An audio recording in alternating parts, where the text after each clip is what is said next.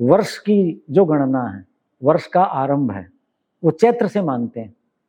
जैसे मैंने बताया, राष्ट्रीय पंचांग में 21 जनवरी से चैत्र मास का आरंभ बना दिया, सायन पद्धति से, सूर्य की सायन पद्धति से। राष्ट्रीय पंचांग में भारत सरकार उसी के अनुसार कार्य करती है। और उधर चैत्र विक्रमादित्य के समय चंद्रमा के अनुसार उस दिन भी चैत्र शुक्ल प्रतिपदा से नया वर्ष माना जाता है। प्राचीन काल में ऐसा नहीं था, उत्तरायण से ही नए वर्ष का आरंभ था। देखो, सुश्रुत सबने नाम सुना है, चरक सुश्रुत प्रसिद्ध नाम है आयुर्वेद के। सुश्रुत क्या लिखते हैं अपनी पुस्तक में? माघ आदाय द्वादश मासा। माघ आदाय, माघ है आदि में जिसके, ऐसे 12 महीने होते हैं। लेकिन माघ कैसा हुआ? आदि में हुआ, पहला महीना हुआ। और पहला महीना कौन सा हुआ? माघ कब होगा? जब सूर्य मकर राशि में आ जाएगा, सूर्य उत्तरायण होगा उस दिन से। जो चैत्र में कह रहे हैं ये अलग मान्यता है वर्ष की, समझ गए? तो उस दृष्टि से क्या हुआ? शिशिर ऋतु पहली हुई, वसंत ऋतु दूसरी हुई। ये जो पद्धतियां अब जो कह रहे हैं चैत्र से, क्यों कि ऋतु राज है, वसंत ऋतु बहुत अनुकूल है, बहुत अच्छी है, सब ऋतुओं में श्रेष्ठ है, इसलिए भाई क्यों न वर्ष का आरंभ वसंत ऋतु से कर दिया जाए। उस दिन सूर्य भूमध्य रेखा पर होता है, तो मेष राशि में सूर्य भूमध्य रेखा पर होगा, इसलिए राष्ट्रीय पंचांग में उस दिन कर दिया। उसके अनुसार करेंगे तो ये तो बहुत गड़बड़ हो जाएगी। कौन से? पंजाब, हरियाणा, उत्तर प्रदेश, राजस्थान, मध्य प्रदेश और गुजरात आदि में तो उस समय भयंकर लूएं चल रही होंगी, इनमें कम होंगी, उत्तर के राज्यों में थोड़ी, और वहां तो बहुत बुरी स्थितियां होगी, वहां तो वसंत ऋतु हो ही नहीं सकती उस समय। तो ये जो उत्तरायण वाला चिंतन है, जिस दिन से उत्तरायण हुआ सायन पद्धति, उसी दिन से वर्ष आरंभ हो, उसी दिन से शिशिर ऋतु हो, तब हमें जो ऋतु के बारे में लिखा हुआ है, जो हम अनुभव कर रहे हैं साहित्य में, जो हम आयुर्वेद में पढ़ते हैं, इसके गुण दोष, इनके प्रभाव, वो सही बैठेंगे। तो आयुर्वेद के जो आचार्य हैं वो परम प्रमाण है। क्यों? वही तो हमारे शरीर विज्ञान को जानते हैं।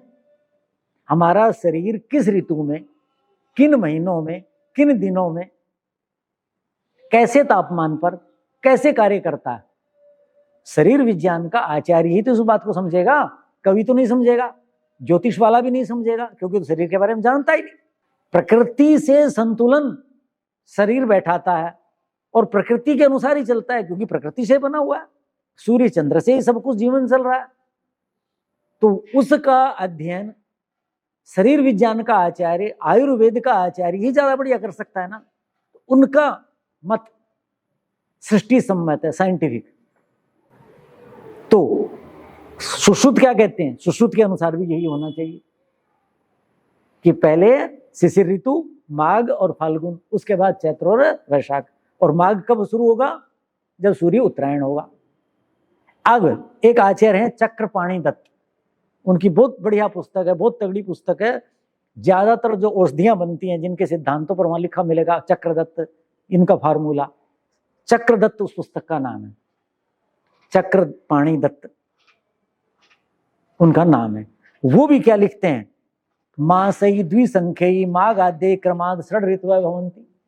6 ऋतुएं होती हैं संवत्सर में, षड ऋतुः भवन्ति, 6 ऋतुएं होती हैं। कैसी? द्विसंख्यई मासई, 2 संख्या वाले महीनों की एक ऋतु, यानी एक ऋतु में 2 महीने। कैसे? माघ आद्यई क्रमात्, माघ है आदि में जिनके,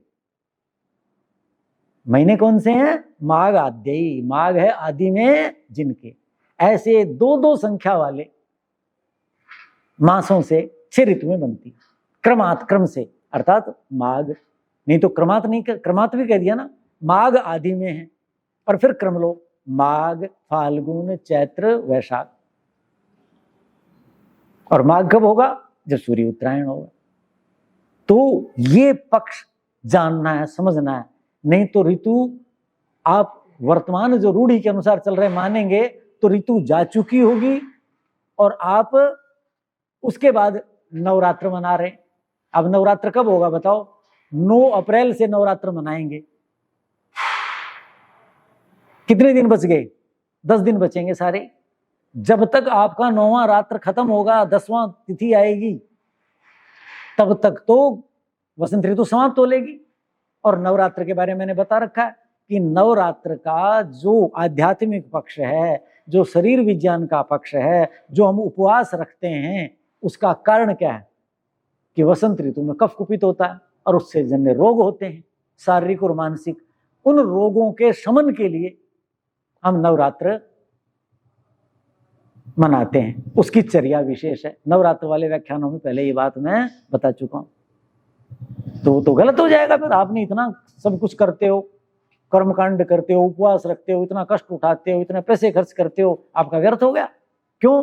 क्योंकि आपको ऋतु समझ में नहीं आई, क्योंकि आपको ऋतु के अनुसार महीना नहीं रखा, सूर्य के अनुसार। सूर्य के कारण तो प्रभाव पड़ना था, अभी आएगा। सूर्य की किरणों से हमारे शरीर में जो कफ है, वात पित्त कफ धातु है ना, कफ की जो धातु है वो क्या होती है? पिघलती है। शिशिर ऋतु में, हेमंत ऋतु में कफ संचित हुआ था खूब शरीर में, खाया पिया, कफ का मतलब समझते ना, तरल भाग, मांस मेद आदि खूब बन गए। अब वो सूर्य किरणें तेज हुई, वो पिघलेगा और उसके कारण रोग होते हैं। फिर सारे रक्त में, रसों में फैल जाता है, अधिक होता है। तो उस पर चर्चा करेंगे। तो वो हमें दुखी न करे। वैद्यानाम शारदी माता, शरद ऋतु वैद्यों की माता है। क्यों है? क्योंकि शरद ऋतु में रोग बहुत होते हैं, सितंबर अक्टूबर में पित्त के। पिताचा कुसुमाकर है, और कुसुमाकर वसंत ऋतु पिता है। मतलब क्या हुआ? माता ज्यादा अपने संतान का ध्यान रखती और पिता कम रखता है। तो वैद्य जो हैं, चिकित्सा जगत से जुड़े जो लोग हैं, उनका सबसे ज्यादा भरण पोषण कौन करती है? शरद ऋतु। खूब लोग बीमार होते हैं, उनका भरण पोषण होता है फिर। और पिता कुसुमाकर, वसंत ऋतु उसके बाद। तो वसंत ऋतु में रोग होते हैं। किस लिए होते हैं? कफजन्य रोग होते हैं। कफ कुपित होता है। कुपित क्यों होता है? बिगड़ जाता है, दोष बन जाता है, धातु से दोष बन जाता है। क्यों? सूर्य की किरणों से। और सूर्य की किरणें तो प्रभावी हो गई थी कब? 19 फरवरी से हो जाएंगी। और उस समय से आपका जो पित्त कफ है वो सूर्य किरणों से पिघलेगा, सारे शरीर में रस आदि धातुओं में जाएगा और आप बीमार होंगे, जठराग्नि मंद हो जाएगी। और आप नवरात्र मना रहे हैं तब। उसका उद्देश्य तो ये था कि आपका शरीर और मन स्वस्थ रहे। क्या फायदा हुआ? ये अज्ञान के कारण ऐसा होता। तो हमें ये पक्ष जानना होगा। तो ये आयुर्वेद के आचार्य भी कहते हैं 6 ऋतुएं होती हैं, माघ आदि 2-2 महीनों में एक ऋतु होती है। तो माघ पहला है। और माघ कब होता है? जब सूर्य उत्तरायण होता है, जब सूर्य मकर राशि में आता है। क्या कर रहे हो? ये जानना जरूरी। तो ये चीज थी।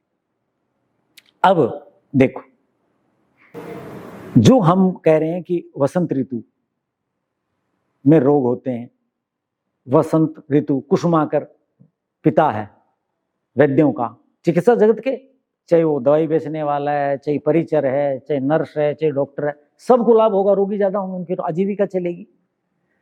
तो उसके लिए हमारे यहाँ आचार्यों ने क्या लिखा है, क्या कहा? वो लिखते हैं, जब ऋतु जब होती है, कहते हैं पहली ऋतु जाए। अब क्या होगा? इस समय हम जो बात कर रहे हैं, यानी आज क्या तारीख है? 11 तारीख है। ये शिशिर ऋतु का अंतिम सप्ताह है। अब इसके 10 दिन बाद, 9 दिन बाद वसंत ऋतु आरंभ हो जाएगी सूर्य के अनुसार। चैत्र मास जो है वो हो जाएगा। सूर्य मीन राशि में 19 को आ जाएगा। इस समय कुंभ में चल रहा है। तो क्या लिखा है कि आद्य अंत सप्ताहो ऋतु संधि इति स्मृत है। 2 ऋतुएं हैं। अब शिशिर ऋतु समाप्त हो रही है, वसंत ऋतु आरंभ होगी। तो क्या हम 20 तारीख से ही वसंत ऋतु की चर्या शुरू कर दें? शिशिर ऋतु का आहार विहार, जीवन शैली, स्नान, भोजन आदि 19 तक चलाएं और 20 को बदल दें?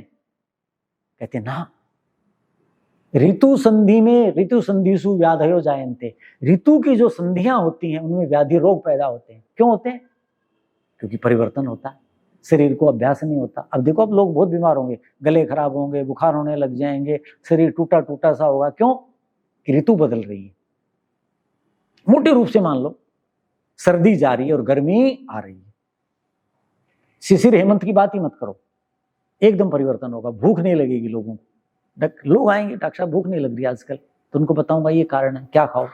तो क्या कहा कि जब ऋतु बदले तो अंतिम, पहले वाली ऋतु का अंतिम सप्ताह और आने वाली ऋतु का पहला सप्ताह, ये 15 दिन ऋतु संधि कहलाता है। क्या कहलाता है? ऋतु संधि। इन ऋतु संधियों में क्या होता है? व्याधि पैदा होती है। तो क्या करना चाहिए कि पहली जो ऋतु जा रही है उसका एक सप्ताह पहले अगली ऋतु की जो चर्या है वो धीरे धीरे अपने जीवन में अपनाने लग जाओ।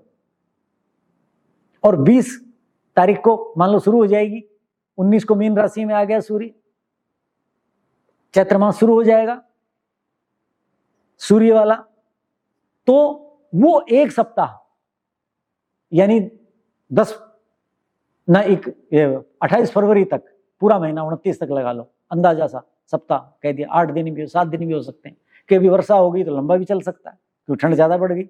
कई बार सूर्य, हवा नहीं चली ठंडी, सूर्य सीधा ही खड़ा, 2-3 दिन पहले बैठा भी नहीं जा रहा था धूप में और हवा चली, सबको अंदर कर दिया, तो 1-2 दिन का अंतर आ जाता है। तो वसंत ऋतु का पहला सप्ताह, शिशिर ऋतु का अंतिम सप्ताह, इनमें धीरे धीरे पहले वाली चर्या तो छोड़ो और नई अपनाओ। और वसंत ऋतु में पहले वाली चलने दो, धीरे धीरे छोड़ रहे थे, और नई धीरे धीरे अपनाओ, एकदम नहीं बदलना आपने, ये कहना चाहते हैं। नित्यम सर्व ततः पूर्वो विधि त्याज्य।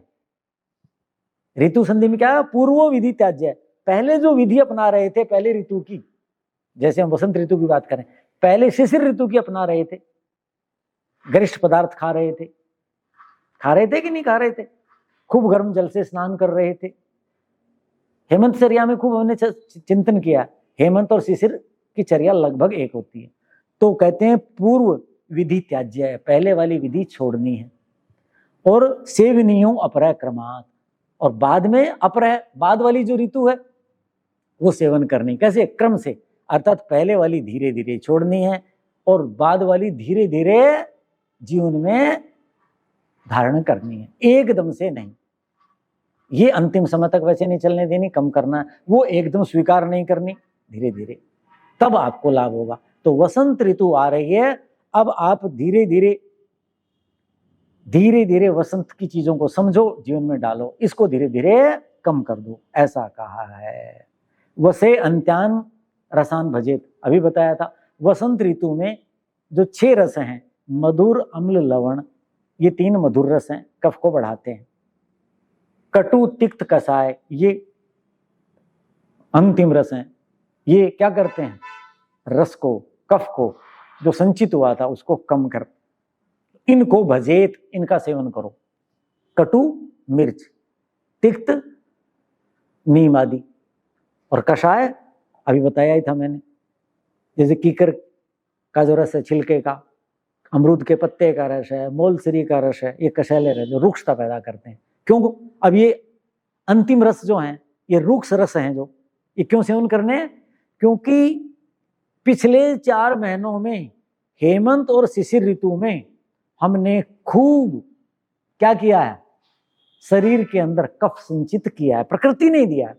चंद्रमा बली था, शीतलता ही शीतलता थी, जठराग्नि मजबूत थी, तो हमने घी, दूध, मधुर, स्निग्ध घी, तेल, बादाम आदि सारी चीजें खूब खाई है ना। इक्षुरस, गौरस, ईख और ईख से बने पदार्थ, गौरस दूध और दूध से बने पदार्थ खूब खाए हमने, तिल खाए, सब हजम हो गए, जैसे कहते हैं ना कंकर हजम, पत्थर हजम। तो उसके कारण खूब इकट्ठा हो रखा है।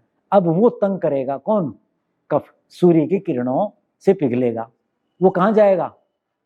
आगे आ रहा है विषय। तो कहते हैं उसको शांत कौन कर सकते हैं? जो विरोधी रस है, मधुर, अम्ल, लवण, ये तो कफ को बढ़ाते हैं, कफ धातु को पुष्ट करते हैं, जरूरत भी थी क्योंकि पहले कमजोर थे हम, जून, जुलाई, अगस्त, ग्रीष्म, वर्षा और शरद ऋतु, इन ऋतुओं में बहुत कमजोर हो गए थे हम, बहुत कमजोर हो गए थे, क्योंकि वो रस प्रधान थे ये 6, और बीच में ये खूब खाया। तो अब ये कटुक जो रस है मिर्च वाला, तिक्त जो रस है नीम वाला, कषाय जो रस है कीकर वाला, अमरूद के पत्ते वाला, ये कफ को सुखाते हैं, कफ को काटते हैं, छांटते हैं। ये जब सेवन करेंगे तो कफ का प्रकोप नहीं होगा, हमारी जो रस वाहिनियां हैं, रक्त वाहिनियां हैं, जितना हमारा संचार हो रहा है रसों का, उनमें ये बाधक नहीं बनेंगे और हमें रोग नहीं होंगे। तो उनका सेवन इस समय करना है। शरद वसंतयो रूक्षम अन्न पानम भजेत, ये लिखा है। शरद ऋतु और वसंत ऋतु, शरद की बात छोड़ दीजिए, वसंत ऋतु में रूक्ष अन्नपान करना है। कैसा अन्नपान करना है? जिसके अंदर तरलता न हो, मधुरता न हो, जिससे कफ न बढ़े, जिससे कम कफ हो, ऐसे पदार्थों का आपने सेवन करना है। अब मैं ये बता दूं कि ये जो हम सेवन विधि पर आगे चर्चा करेंगे, क्या खाना कैसे करना है, यह विस्तार से आ रहा है। ये मुख्य रूप से प्रभावी कहाँ है? सिंधु से सोन पर्यंत। सिंध नदी भारत की पहली नदी, अब वर्तमान पाकिस्तान के लीजिए, भगवान ने चाहा तो फिर हम इकट्ठे हो जाएंगे, एक ही संस्कृति है, जीवन तो एक ही प्रकृति का, केवल पूजा पद्धति बदल गई बस, और क्या है, फिर ठीक हो जाएगी। तो सिंधु नदी से, चाहे वो मुसलमान रह रहे हैं वहां, कोई भी रह रहे हैं, लेकिन प्रकृति तो समान है उनके लिए। इधर सोन नदी, सोन जिसे कहते हैं, हिमालय से कोसी, गंडक वगैरह जो नदियां ऊपर से आती हैं, इसमें गिरती हैं, बंगाल की खाड़ी में जाती हैं, वहां तक का, और हिमालय से विंध्याचल, सिंधु से सोन और हिमालय से विंध्याचल, इसके जो बीच का भाग है, जो मैं चर्चा, ये सिद्धांत बताए हैं, उन पर ये अधिक प्रभाव करेगी। सोन से उधर जाएंगे, सिंधु से पश्चिम को जाएंगे, सोन से पूर्व की तरफ जाएंगे, बंगाल की तरफ, आसाम की तरफ, और उधर हिमालय से ऊपर जाएंगे, और उधर विंध्याचल से, नर्मदा से, ताप्ती से नीचे की तरफ जाएंगे। तो ये चर्या कम प्रभावी होगी। क्यों? वहां पहले सूर्य आ गया, उधर देर तक पहुंचेगा। लेकिन मुख्य रूप से जो हम चर्चा कर रहे हैं जिन सिद्धांतों की, उसका ये देशीय दृष्टि से मैं आपको बता रहा हूं, देश यानी क्षेत्र, क्षेत्रीय दृष्टि से अधिक प्रभाव होगा।